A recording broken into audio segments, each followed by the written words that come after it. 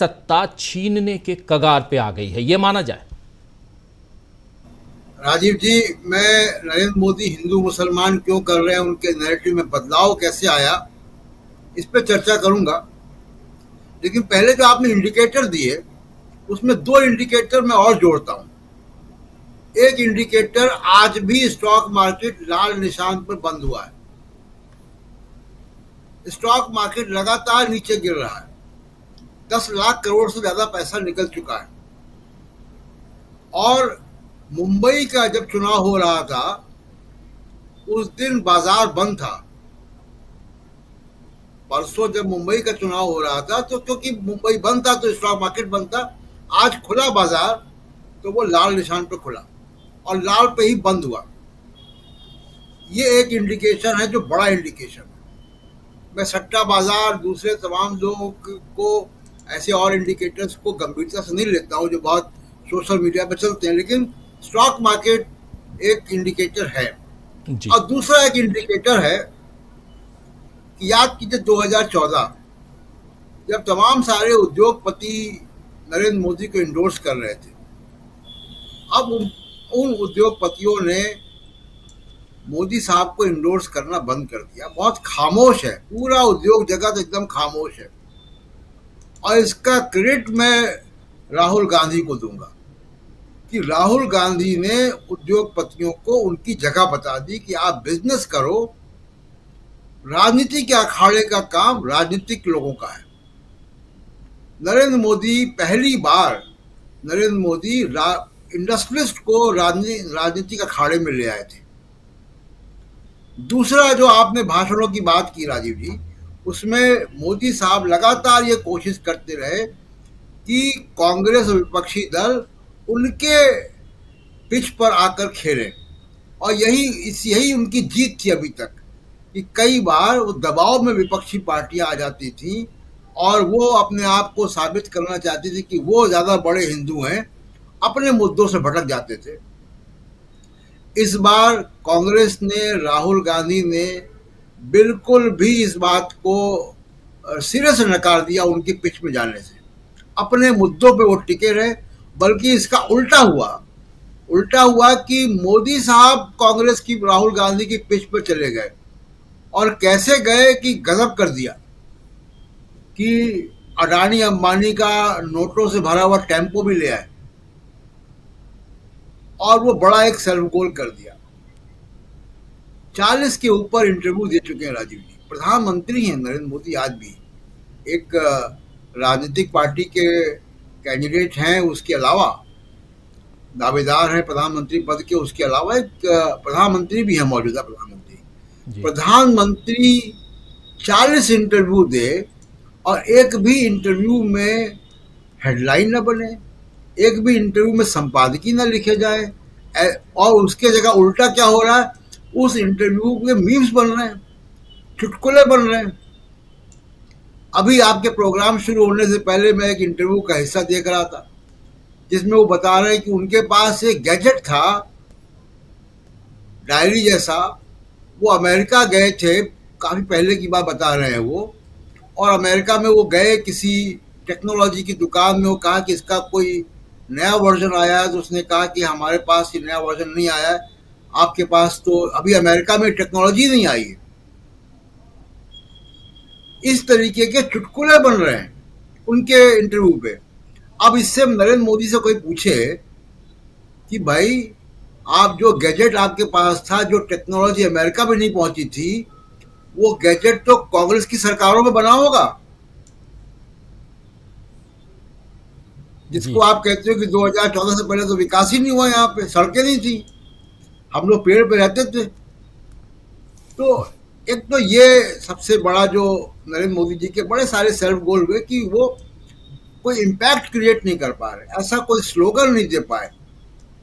अब की बार 400 पार बूमरैंग किया, उल्टा असर, क्योंकि उसके साथ जो बात जुड़ गई और इन्हीं के नेताओं के द्वारा जोड़ी गई कि 400 इसलिए चाहिए कि संविधान बदलना है। संविधान क्यों बदलना है? कि आरक्षण खत्म करना है। और इन्हीं लोगों के व्हाट्सएप के ग्रुप्स में ये बात फैल गई आग की तरह अपनी शेखी में कि आरक्षण खत्म करेंगे। और ये बात आज की तारीख में राजीव जी अंडर करंट जिसको कहते हैं, वो अंडर करंट संविधान और आरक्षण ही है। बहुत बड़ा मुद्दा है जो नीचे तक चला गया। और आप देखिए कि उसी पर प्रतिक्रिया भी देखिए। नरेंद्र मोदी जी के भाषणों की आप चर्चा कर रहे हैं, मैं तो उनके भाषणों को एक एग्जिट पोल की तरह लेता हूं। और मैंने पहले चरण के मतदान के बाद ये कहा था कि नरेंद्र मोदी अगर ये अच्छा नहीं गया होगा तो तुरंत हिंदू मुसलमान पे आ जाएंगे, और तुरंत आ गए पहले चरण के बाद, और एग्जिट पोल सही साबित हुआ वो। तो ये हिंदू मुसलमान क्यों कर रहे हैं इतना ज्यादा? अपने कोर वोटर को बचाने के लिए एक बात, और दूसरा कोर वोटर मतलब 15-20% जो है, जो बहुत हिंदुत्ववादी या सांप्रदायिक जिसको कह सकते हैं, वो 37% वोट शेयर में सब लोग हिंदूवादी नहीं हैं, हिंदुत्ववादी। तो ये जो 15-16% का कोर वोट है उसको बचाने की कोशिश है।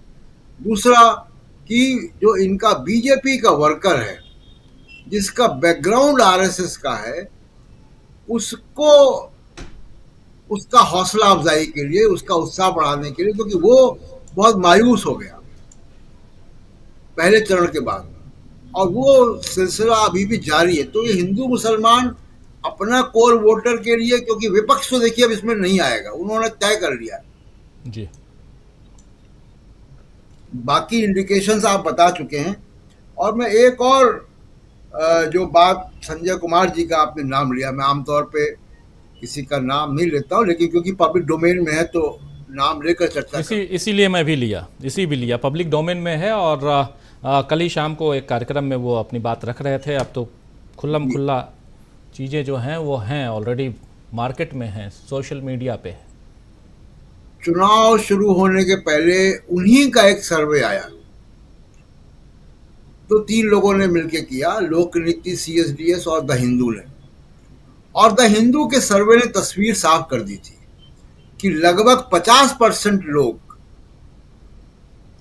नौकरी, महंगाई, बेरोजगारी इन मुद्दों पर हैं, और मात्र 10% लोग, 8% राम मंदिर और 2% हिंदुत्व, 10% लोगों के लिए हिंदुत्व का मुद्दा है। इसलिए राम मंदिर की चर्चा नहीं है। और वो जो 50% का जो रुझान दिख रहा था उस सर्वे में, वही इंडिया गठबंधन की मेन कैंपेन पिच है। संजय कुमार जी उस सर्वे में भी जब वो टीवी डिबेट में आ रहे थे, राजीव जी आपको याद होगा, तो अपने ही सर्वे को गलत बता रहे थे। वो उसी डिस्कशन में उस टीवी चैनल पर उन्होंने कहा था कि ऐसा नहीं है, लोग राम मंदिर को वोट दे रहे हैं, 400 पार की बात उन्होंने उस वहां की थी।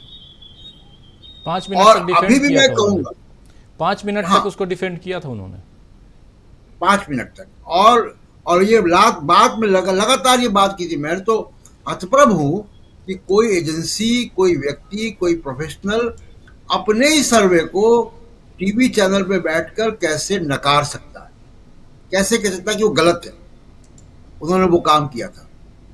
तो बड़ा आश्चर्यजनक बातें हैं ये, जो कि हमारे दर्शकों को मालूम होना चाहिए कि ये सब भी हो रहा है। अब एक और सर्वे वाले भाई साहब है, उनको लगाया गया। तो ये सब इंडिकेशन ये है कि किसी तरीके से उठाना है कैंपेन को। और तीसरी और आखिरी बात, बाकी मैं सेकंड राउंड में करूंगा बातें, राहुल गांधी जिस तरीके से इवॉल्व हुए, जिस तरीके से तेजस्वी यादव की सभाओं में बहुत ऊर्जावान भीड़ आ रही है, जिस तरीके से अखिलेश यादव कैंपेन कर रहे हैं, और एक बड़ा फैक्टर मायावती जी ने जो काम कर दिया, 2 काम किए उन्होंने। एक, बहुत स्ट्रॉन्ग एंटी बीजेपी की पिच पर जा रहे आकाश आनंद को उन्होंने डीरेल कर दिया, हटा दिया, पद से हटा दिया, बिल्कुल स्पष्ट संकेत चला गया। और परसों उन्होंने मतदान करते वक्त ये कह दिया कि इंडिया गठबंधन को की तरफ जा रहे लोग, परिवर्तन की आंधी है। ये उन्होंने कह दिया। उससे लग रहा है कि एक दो मतलब निकालता हूं राजीव जी। एक, उनका वोट बैंक जा रहा है विपक्षी पार्टियों को, कांग्रेस को खासकर से। और दूसरा, उन्होंने संकेत भी दे दिया है, ये स्पष्ट मैसेज है अपने समर्थकों के लिए कि परिवर्तन की तरफ जाओ। और उनका जो समर्थक है बहुत लॉयल है, वो इधर उधर नहीं जानता, वो सुनता है उनकी बात को, उनकी उनकी शब्दावली को समझता है। जी। तो ये कुछ संकेत है राजीव जी जो बता रहे हैं कि 400 पार का तो नारा बहुत खोखला है, बल्कि इंडिया गठबंधन के पक्ष में एक माहौल है। हम लोगों ने महाराष्ट्र में जाके देखा, वो भी है। और एक आखिरी बात, नरेंद्र मोदी अमेठी क्यों नहीं गए सभा करने? ये भी एक एग्जिट पोल है अमेठी का। लखनऊ भी नहीं गए थे जी। लखनऊ तो अमित शाह और जेपी नड्डा भी नहीं गए। तो ये भी एक संकेत है, इन संकेतों को समझना होगा। लेकिन उधर महाराष्ट्र से लेकर उत्तर प्रदेश तक, बिहार से लेकर पश्चिम बंगाल तक, उसके बाद अब चूंकि महाराष्ट्र का चुनाव खत्म हो चुका है और इसके अलावा जो उत्तर प्रदेश है, फिर बिहार है, फिर पश्चिम बंगाल है, ये 3 प्रमुख राज्य और इन तीनों राज्यों में पूरे 7 चरणों में मतदान है।